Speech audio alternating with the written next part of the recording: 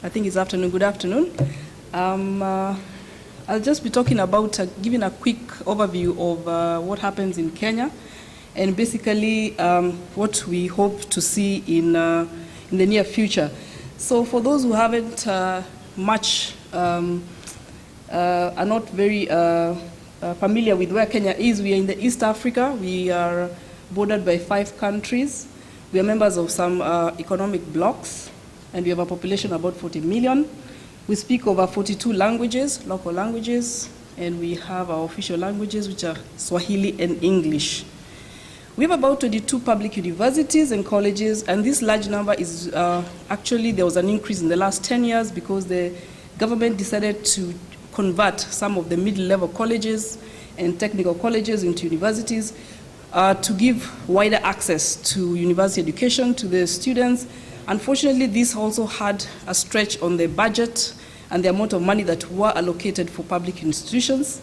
We have private universities which mainly offer humanities and business and social sciences courses. And the problem with this is because they have very stringent licensing regulations. So this puts off most of the private universities. And most of our science-based research is actually in applied sciences. And this is driven by the fact that most of the jobs that are advertised are usually in applied sciences. You rarely find a job advertised in chemistry or pure physics. So that drives the students to actually take up applied sciences. We've been a bit lucky that the government committed actually an increase in funding, about 2% of the GDP, although in reality it's about under 1%. And this is a great step because for a long time the government was not funding science and technology. And mainly this was pushed by the Vision 2030 that we have, which is a blueprint for industrialization by the year 2030. Where we now in terms of crystallography and where we'd like to go is that we have currently very few diffractometers, and these are mainly in government laboratories like geology and mines. These are mainly to test minerals, to give licenses to prospectors, and we have in the materials testing centers.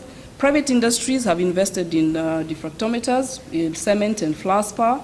Research centers that are mainly funded by international funding, that have international funding like ICRAF or ILRI, invest in this equipment.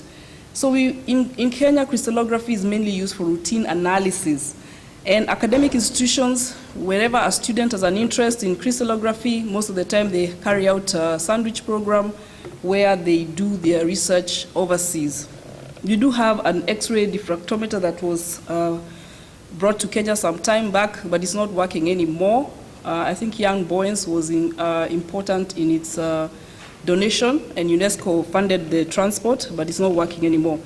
So you find that in our curriculum, crystallography is very limited in our programs. You find 1 or 2 units that are going to mention crystallography, so they have very limited information in terms of students. So the students who actually study crystallography make an effort to study the discipline.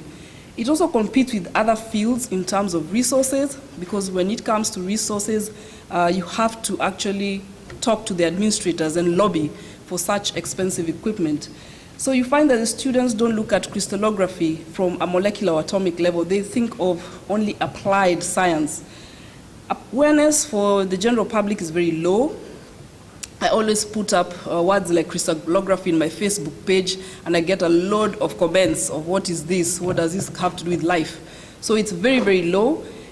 But we have quite a big number of researchers that have been trained out of the country.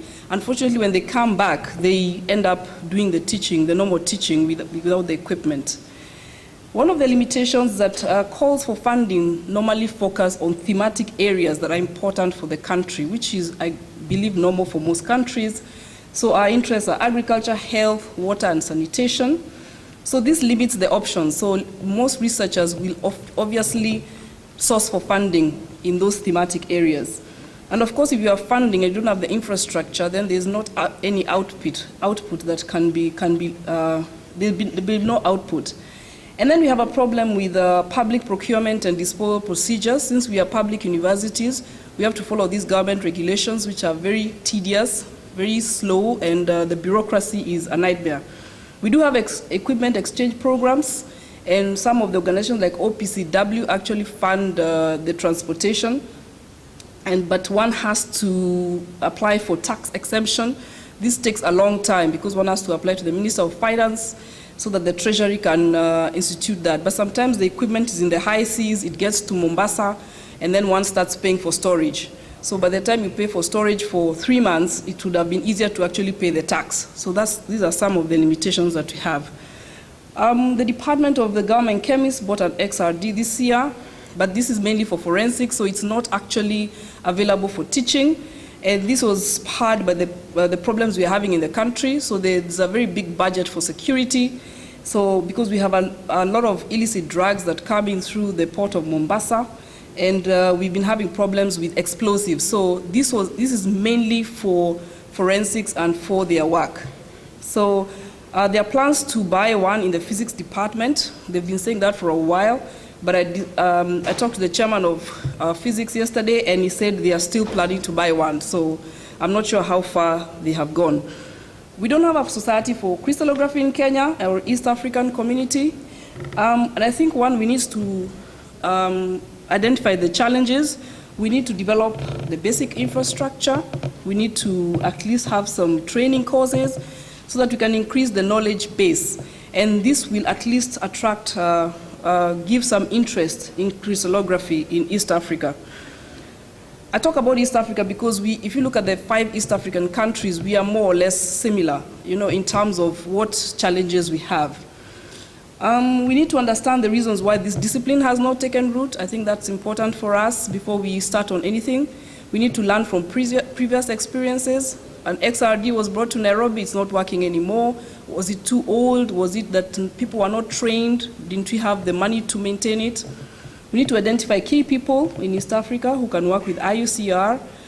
We can also have activities that don't require much resources but give some good output instead of putting a lot of money and end up getting very little in return.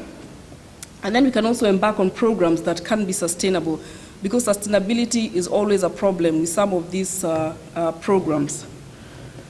Yeah, that's all I can say about where we are in Kenya and where we'd like to go. What I can say is that we have a very large number of people who show interest in science, and anything that comes in and there's a push for it, we will definitely have the audience. That you cannot lack in Kenya or East Africa. Thank you.